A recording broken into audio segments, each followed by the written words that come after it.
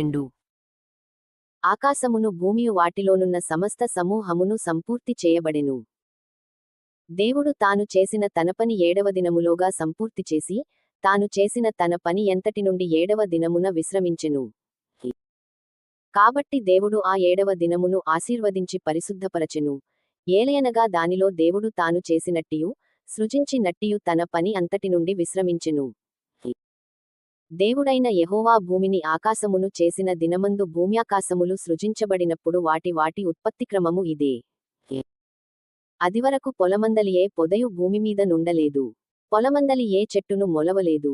ఏలయనగా దేవుడైన యెహోవా భూమిమీద వాన కురిపించలేదు, నేలను సేద్యపరచుటక. అయితే ఆవిరి భూమి నుండి లేచి నేల అంతటిని తడిపెను. దేవుడైన యెహోవా నేలమంటితో నరుని నిర్మించి వాని నాసికా రంధ్రములలో జీవవాయువును ఊదగా నరుడు జీవాత్మ ఆయను. దేవుడైన యెహోవా తూర్పున ఏదెనులో ఒక తోటవేసి తాను నిర్మించిన నరుని దానిలో ఉంచెను.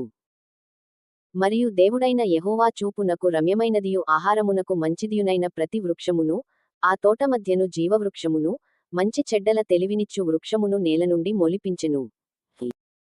మరియు ఆ తోటను తడుపుటకు ఏదెనులో నుండి ఒక నది బయలుదేరి అక్కడ నుండి చీలిపోయి 4 శాఖలాయెను.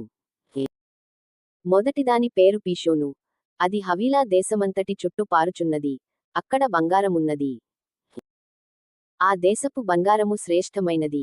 అక్కడ బోళమును గోమేధికములును దొరుకును. రెండవ నది పేరు గిహోను. అది కూషు దేశమంతటి